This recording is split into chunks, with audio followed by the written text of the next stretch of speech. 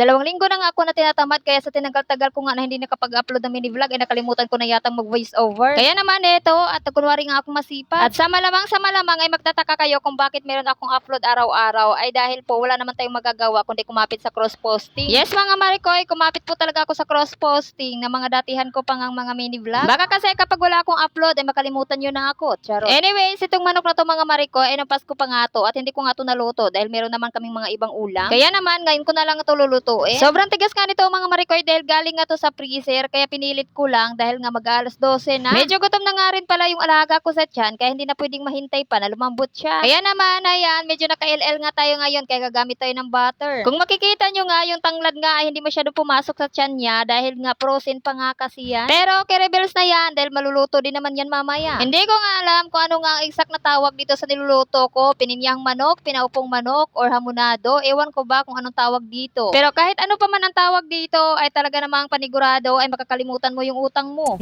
Ay mga Marikoy, mali yun. Ang utang ay binabayaran at hindi kinakalimutan. Oy, baka naman maniwala kayo. Tandaan nyo, ang Marikoy nyo walang ginawang mali pero wala din ginawang tama.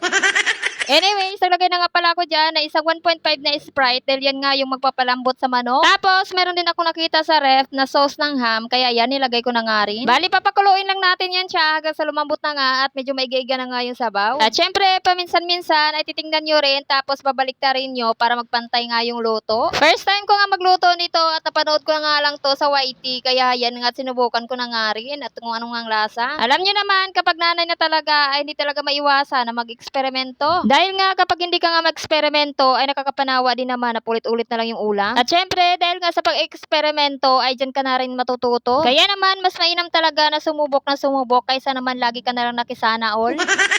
Yan kasi ang gawain ko dati na palagi na lang nakikisana all nung wala pa nga akong kaalaman. Kaya naman ang sabi ko sa sarili ko ay susubukan ko nga rin baka kayanin. At hindi nga ako nagkakamali dahil ang sekreto talaga ng pagkakatuto ay naandun sa pagsubok. Dahil nga kapag sumubok ka nga na sumubok ay hindi nga magtagal ay matututo ka na rin. At doon mo nga maisip na kaya mo rin palang gawin yon. Anyways, balik na nga tayo sa akin niluluto at ayan nga tinango ko na nga rin. At talaga naman habang nilalagay ko yung sarsa ay talaga namang nakakagutom na. Kaya naman subukan nyo to, promise, hindi kayo mabibigo. Mas mabibigo pa kayo sa kanya kaysa ulam na ganito.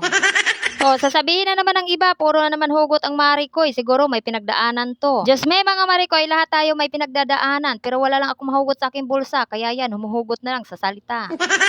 Bawal kasi ang seryoso dito. Dapat ako lang at vlog ko to. Ako pa rin ang masusunod dito.